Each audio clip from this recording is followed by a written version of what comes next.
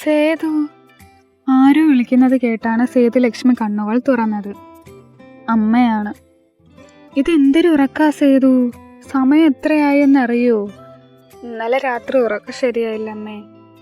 പുലർച്ചെ എപ്പോഴും ആണ് ഉറങ്ങിപ്പോയത്.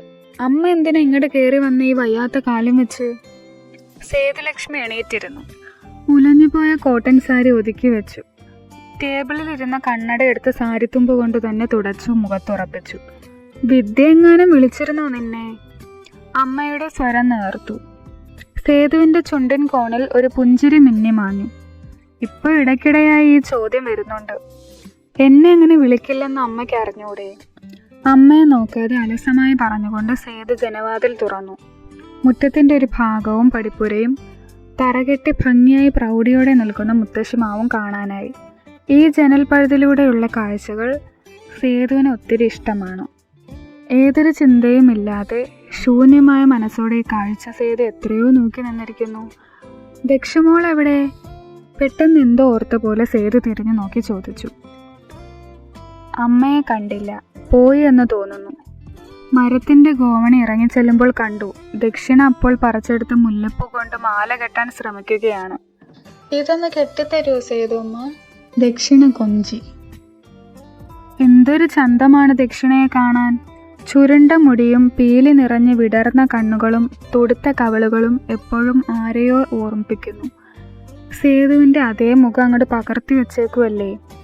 നോക്ക്, ആ തെങ്ങിയ ചുരുണ്ട മുടിയും നിറവും ആ ചുണ്ടുപോലും അതേപടി പകർത്തി വെച്ചിരിക്കുന്നു. വേറൊരു തെളിവ് വേണോ നാത്തൂനെ? മുംബൈയിൽ നിന്ന് ആദ്യമായി 10 വയസ്സുകാരി ദക്ഷിണയെ ചേർത്ത് പിടിച്ച് ഈ പടി കയറിയപ്പോൾ വല്യമ്മായി അവജ്ഞയോടെ അതിലേറെ പുച്ഛത്തോടെ അമ്മയോട് പറഞ്ഞത് സേതു ഓർത്തു. പിന്നീട് പലരും അടക്കം പറഞ്ഞു സേതുവിൻ്റെ ചായ തന്നെ. പരമേശ്വര അദ്ദേഹത്തിൻ്റെ മോള് സേതുക്കുഞ്ഞൊരു കൊച്ചിനെ കൊണ്ടുവന്നിരിക്കുന്നു. കുട്ടിയാണെങ്കിൽ സേതുക്കുഞ്ഞിനെ മുറിച്ചു വെച്ച പോലെയാണ്. ഇതൊന്നും കാണാൻ അദ്ദേഹം ജീവിച്ചിരിക്കാഞ്ഞത് നന്നായി. വന്നപ്പോൾ മുതൽ മുറിവാതിൽ പൂട്ടിയിട്ടിരിക്കുകയായിരുന്നു സേതു, ആരോടും മിണ്ടാതെ. തൊണ്ട വരണ്ടപ്പോൾ കുറച്ച് വെള്ളം എടുക്കാൻ അടുക്കളയിലേക്ക് ചെന്നപ്പോഴാണ് പുറംപണിക്ക് നിൽക്കുന്ന നാണിയമ്മ പറമ്പിൽ തേങ്ങയിടാൻ വന്ന ശങ്കരനോട് അടക്കം പറയുന്നത് കേട്ടത്. പാത്രം അനങ്ങുന്ന ശബ്ദം കേട്ട് തിരിഞ്ഞു നോക്കി അവരെ കനപ്പിച്ചൊന്ന് നോക്കി തിരിഞ്ഞു നടന്നു. മേശപ്പുറത്തിരുന്ന ഫോൺ ബെല്ലടിച്ചു. എടുത്തു നോക്കി ഭാമിനി ആൻറ്റിയാണ്. വേഗം എടുത്തു. സേതു, അവിടെ കുഴപ്പമൊന്നുമില്ലല്ലോ? ആൻറ്റിയുടെ ഉത്കണ്ഠ നിറഞ്ഞ സ്വരം. ഇല്ല, അമ്മ കരഞ്ഞ് ഒരേ കിടപ്പാണ്. വലിയമ്മായി എന്നെ പ്രാഗിക്കൊണ്ടു പോയി. പതിയെ ശരിയായിക്കോളും. എല്ലാവരും ഉൾക്കൊള്ളും, എനിക്ക് ഉറപ്പുണ്ട്. സങ്കടം കൊണ്ട് ഒച്ചയടഞ്ഞു പോയി. വിദ്യ അറിഞ്ഞുവോ? നീ ഒരു കുഞ്ഞിനെയും കൊണ്ട് കയറി ചെന്നത് അറിഞ്ഞോ? അവൾ എങ്ങനെ പ്രതികരിക്കും? ആ കുട്ടി അനാഥാലയത്തിൽ തന്നെ കഴിഞ്ഞാൽ മതിയായിരുന്നു. ഭാമിനി ആൻറ്റിയുടെ സ്വരത്തിൽ പോലും ഉണ്ട് നീരസം. മറുപടി ഏതും പറയാതെ ഫോൺ കട്ട് ചെയ്തു.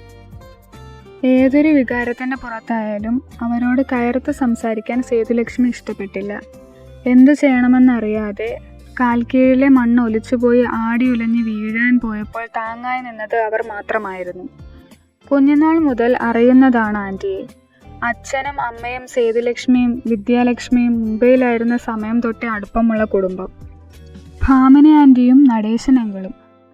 നാട്ടിൽ പറയത്തക്ക വേരുകളൊന്നുമില്ലാത്ത മുംബൈയിൽ ഉറച്ചുപോയ കുടുംബം. മക്കളില്ലാത്തത് കൊണ്ട് തങ്ങളെ രണ്ടുപേരെയും വലിയ കാര്യമായിരുന്നു. വിദ്യയോടുള്ളതിനേക്കാൾ തന്നോടായിരുന്നു കൂടുതൽ ഇഷ്ടം. കാരണം വിദ്യ ചെറുപ്പത്തിലെ തന്നെ സ്വാർത്ഥം നിറഞ്ഞ ക്യാരക്ടറായിരുന്നു. ആരോടും പ്രത്യേകിച്ച് സ്നേഹമൊന്നുമില്ല. എത്ര വലിയ സങ്കടമായാലും അതൊന്നും അവളെ അത്രമേൽ ബാധിക്കുകയുമില്ല. എല്ലാത്തിൽ നിന്നും എളുപ്പം പുറത്തു കടക്കാനും ചെറിയ കാര്യങ്ങളിൽ പോലും സന്തോഷം കണ്ടെത്തി പാറി പറന്ന് നടക്കാനും കഴിയുന്ന പ്രകൃതം. താനും വിദ്യയും അച്ചമ്മയെ പോലെയാണെന്ന് അമ്മ പറഞ്ഞു കേട്ടിട്ടുണ്ട്. അമ്മ ഒരു സാധാരണ നാട്ടിൻപുറത്തുകാരിയായിരുന്നു. അതുകൊണ്ട് തന്നെ മുംബൈയിലെ ജീവിതം അമ്മയെ വെറുപ്പിച്ചുകൊണ്ടിരുന്നു. ആ സമയത്താണ് തറവാടിൻ്റെ ജപ്തി ഭീഷണിയും അമ്മായിമാരുടെ സ്വത്ത് ചോദിച്ചുള്ള തർക്കവുമായി നാട്ടിലെ സ്ഥിതി വഷളാകുന്നത്. അച്ഛൻ മുത്തച്ഛൻ്റെ ആഗ്രഹപ്രകാരം ഇവിടുത്തെ ജോലി മതിയാക്കി അമ്മയും കൊണ്ട് നാട്ടിലേക്ക് മടങ്ങി. നാട്ടിലെ സ്ഥിതി മോശമായിരുന്നു. അതുകൊണ്ട് തന്നെ തങ്ങളെ ഭാമിനി ആൻറ്റിയുടെയും നടേശൻ അങ്കിളിൻ്റെയും കൂടെ നിർത്തി. ആണായാലും പെണ്ണായാലും ഉയർന്ന വിദ്യാഭ്യാസവും സ്വന്തം കാലിൽ നിൽക്കാൻ ഒരു ജോലിയും വേണമെന്ന് അച്ഛന് നിർബന്ധമായിരുന്നു. അതുകൊണ്ട് തന്നെ സേതുവും വിദ്യയും മുംബൈയിൽ പഠനം പൂർത്തിയാക്കി വെക്കേഷൻ നാട്ടിൽ വരും. വല്യമ്മായുടെ മകൻ ജയശങ്കറുമായി സേതുവിന് കല്യാണം പറഞ്ഞു വെച്ചതായിരുന്നു. കല്യാണത്തിന് ദിവസങ്ങൾ മാത്രം ബാക്കി നിൽക്കുകയാണ് സേതു പറയുന്നത് എനിക്കൊരു വിവാഹം വേണ്ടെന്ന്. എല്ലാവരിലും ഞെട്ടലായിരുന്നു ആ വാർത്ത. അമ്മ പറയാറുണ്ട്, സേതുവിനെ ഓർത്ത് ഹൃദയം പൊട്ടിയാണ് അച്ഛൻ മരിച്ചതെന്ന്. കുറെ കാലം ആ നീരസം അമ്മയ്ക്കുണ്ടായിരുന്നു. ദക്ഷിണയെ കൊണ്ടുവന്നിട്ടും വിദ്യയുടെ വിളിയൊന്നും വരാത്തതിൽ അത്ഭുതം തോന്നിയിരുന്നു. പക്ഷെ പിറ്റേ ആഴ്ച അപ്രതീക്ഷിതമായിട്ടാണ് വിദ്യയും കുടുംബവും നാട്ടിലെത്തിയത്. വിദ്യയും ഗണേഷും 4 വയസ്സുകാരി ഗൗരി ലക്ഷ്മിയും അടങ്ങുന്ന സന്തുഷ്ട കുടുംബം.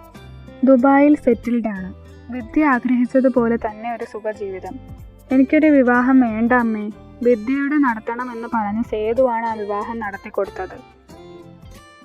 വീടിരിക്കുന്നത് കൂടാതെ ആകെ ഉണ്ടായിരുന്ന വടക്കേ പറമ്പ് വിറ്റു. സേതുവിന് അച്ഛൻ കരുതി വെച്ചിരുന്ന പൊന്നും പണ്ടവും എടുത്തു. പൊന്നിൽ നിന്നും പാതി വിറ്റാണ് നാട്ടിൽ വന്നപ്പോൾ നാട്ടിലെ തന്നെ സ്കൂളിൽ സേതുലക്ഷ്മി ടീച്ചറായി കയറിയത്. ബാക്കി പണ്ടങ്ങൾ വിദ്യയ്ക്ക് കൊടുത്തു. ഇന്നിപ്പോൾ സ്വന്തം എന്ന് പറയാൻ ഈ വീടും തൊടിയും മാത്രം.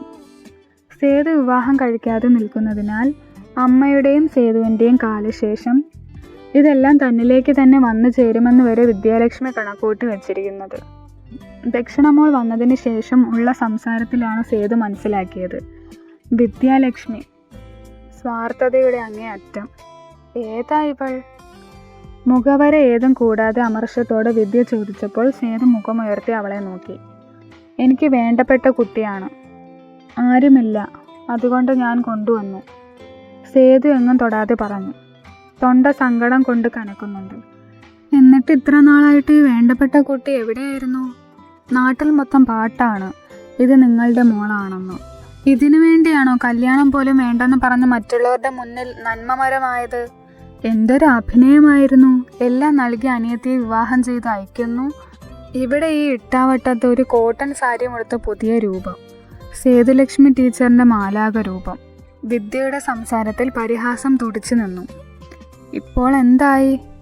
നാണക്കേട് കൊണ്ട് ജീവിക്കാൻ വയ്യാതായിരിക്കുന്നു. ഇതിൻ്റെ അച്ഛൻ എവിടെ? ഭയന്ന് വിറച്ച് സേതുവിൻ്റെ പിന്നിൽ ഒളിച്ച ദക്ഷിണയെ വേദനിപ്പിക്കും വിധം കയ്യിൽ അമർത്തി മുന്നിലോട്ട് വലിച്ചു നീക്കി നിർത്തിക്കൊണ്ട് വിദ്യ ചോദിച്ചു. നീ മോളെ വിടൂ. കൂടുതലൊന്നും എന്നോട് ചോദിക്കരുത്. ഒന്നും എന്നെ കൊണ്ട് പറയിപ്പിക്കാൻ ചെയ്യരുത്. ഞങ്ങൾ ഈ 3 ജന്മങ്ങൾ എങ്ങനെയെങ്കിലും ഇവിടെ കഴിഞ്ഞു പോട്ടെ. സേതുവിൻ്റെ മുഖത്ത് കല്ലിച്ച ഭാവം. വിദ്യ ഒന്ന് പതറിപ്പോയി. അങ്ങനെ തീരുമാനിക്കുന്നത് എങ്ങനെ? ഇത് എനിക്കും കൂടി അവകാശപ്പെട്ട വീടാണ്. വിദ്യ ചവിട്ടിത്തുള്ളി അകത്തേക്ക് പോയി. സേതു ദക്ഷിണയെ ചേർത്ത് പിടിച്ചു. ഉണ്ട കണ്ണും തുടുത്ത കവളുമായി കുഞ്ഞു ഗൗരി അവരെ തുറച്ചു നോക്കി നിൽപ്പുണ്ട്. സേതു അവളുടെ ഇടതിങ്ങിയ ചുരുണ്ട മുടി മാടി ഒതുക്കി വെച്ചു. ഗൗരി അത് ഇഷ്ടപ്പെടാത്ത മട്ടിൽ ആ കൈ തട്ടി മാറ്റി വിദ്യ പോയ വഴിയെ ഓടി. മുത്തശ്ശിമാവിൻ്റെ കൊമ്പിൽ തൂങ്ങിയ ഊഞ്ഞാലിൽ വന്നിരിക്കുമ്പോൾ സേതുവിന് കണ്ണു നിറഞ്ഞു. നെഞ്ചിലാകെ കത്തിപ്പടരുന്ന വേദന. എന്നെ അങ്ങ് കൊന്നു കളഞ്ഞേക്ക് സേതു ചേച്ചി. എനിക്ക് ജീവിക്കണ്ട, ഞാൻ മരിച്ചോളാം.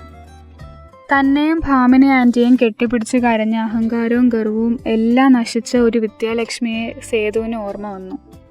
അബോഷന് പോലും സാധിക്കാത്ത വിധം വിദ്യയുടെ ഉള്ളിലൊരു ജീവൻ വളരുന്നുണ്ട് എന്ന് തിരിച്ചറിഞ്ഞ നാൾ.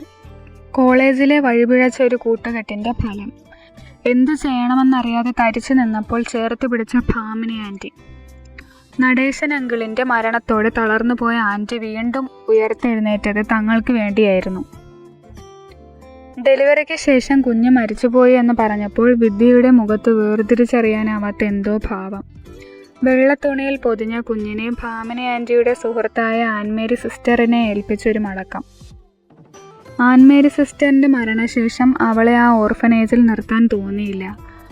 അതിലും മേലെയായിരുന്ന ഒരു പിഞ്ചു കുഞ്ഞിനെ വലിച്ചെറിഞ്ഞു കളഞ്ഞു നാട്ടിൽ മാന്യമായി കഴിയുന്നതിലുള്ള കുറ്റബോധം. മടുപ്പിക്കുന്ന ഏകാന്തത. വിവാഹശേഷം വിദ്യ ഹാപ്പിയാണ്. ആരുമില്ലാതെ ഒറ്റപ്പെട്ടു പോയത് സേതു മാത്രം. അന്നത്തെ സംഭവത്തിന് ശേഷം കുറച്ചു നാളുകൾ കൊണ്ടുതന്നെ വിദ്യ പഴയ വിദ്യാലക്ഷ്മിയായി തിരിച്ചു വന്നു. അഹങ്കാരവും കുശുമ്പും എല്ലാം നിറഞ്ഞ സ്വാർത്ഥയായ വിദ്യാലക്ഷ്മിയിലേക്ക് അവൾ എളുപ്പം മാറി. മാറാൻ കഴിയാത്തത് ഇന്നും സേതുവിന് മാത്രം. ഇനി ഈ വീട്ടിലേക്കില്ലെന്ന് പറഞ്ഞ് അന്ന് വഴക്കുണ്ടാക്കി മടങ്ങിയതാണ് വിദ്യ. വർഷങ്ങൾ കടന്നു പോയിരിക്കുന്നു.